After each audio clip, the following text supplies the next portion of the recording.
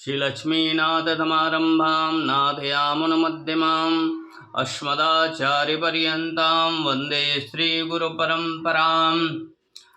हम नित्य ही अपने गुरु मंत्रों का, इष्ट मंत्रों का जप करते हैं, लेकिन जप कैसे करना चाहिए, जप की विधि क्या है, ये जानने का प्रयास करें।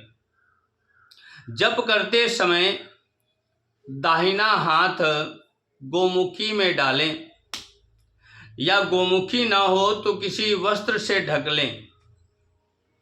सिर पर हाथ या कोई भी वस्त्र को नहीं रखना चाहिए जप करते समय। वाचिक जप धीरे धीरे बोलकर, उपांशु जप दूसरे को नहीं सुनना चाहिए, तथा मानस, जिह्वा तथा ओष्ठ न हिलाकर करना उत्तरोत्तर उत्तम जप माना गया है। जप करते समय हिलना, जम्हाई लेना, बोलना, माला का गिरना निषेध माना गया है। यदि आप जप करते समय बोले तो वो आपको पुनः माला प्रारंभ करनी चाहिए, वो माला आपका निरर्थक माना गया है। इसलिए जप करते समय बिल्कुल बोलना नहीं चाहिए। गृहे चेक गुणा प्रोक्ता गोष्ठे सतगुण स्मृतः पुण्यारण्ये तथा तीर्थे सहस्र गुण मुच्यते। अयुतम पर्वते पुण्या नद्यम लक्ष गुणो जपः कोटि देवालये प्राप्ते अनंतम शिव सन्निधौ। कोई आप अनुष्ठान करें, कोई पूजा पाठ करें, तो प्रयास ये करना चाहिए कि ये अनुष्ठान पूजा पाठ किसी तीर्थ में, नदी के किनारे, गौशाला में, पर्वत में, एकांत में शुद्धता के साथ ही कराना चाहिए। अगर आप घर में जप करा रहे हैं, कोई अनुष्ठान कर रहे हैं, तो उसका फल मात्र 1 गुण आपको प्राप्त होगा। अगर आप गौओं के समीप गौशाले में जप करा रहे हैं तो 100 गुणा। पवित्र वन या बगीचे में, तीर्थ में अगर आप कोई अनुष्ठान पूजा पाठ करा रहे हैं तो उसका पुण्य आपको 1000 गुणा प्राप्त होगा। किसी पर्वत पर पूजा पाठ करा रहे हैं तो 10 गुणा, नदी पर 1,00,000 गुणा, देवालय में करोड़ गुणा और भगवान शिव के समीप में कोटि देवालय प्राप्ते अनंतः शिव सन्निधौ। भगवान भोलेनाथ के सानिध्य में अगर आप जब पूजा पाठ करा रहे हैं तो अनंत गुणा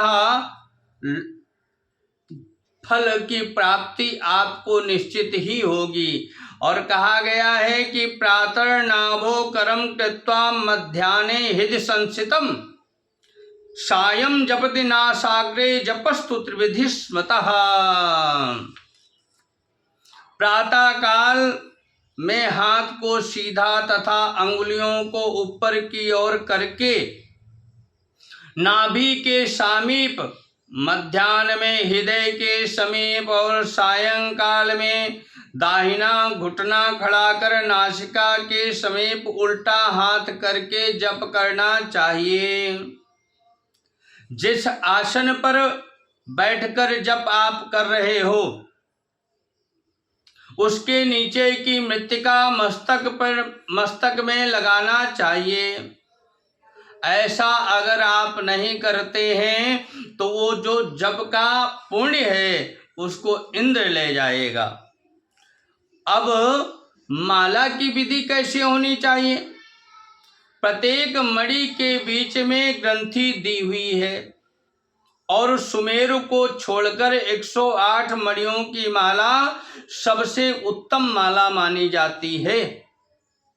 माला को अनामिका पर रखकर अंगूठे से स्पर्श करते हुए मध्यमा से फेरना चाहिए।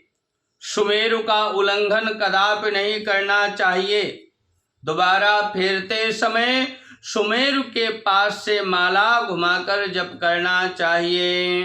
और अंत में अगर आप का जप पूर्ण हो जाता है तो अविघ्नम कुरु माले त्वं गृह्णामि दक्षिणे करहे जप काले च सिद्धर्थम प्रसीद मम सिद्धये।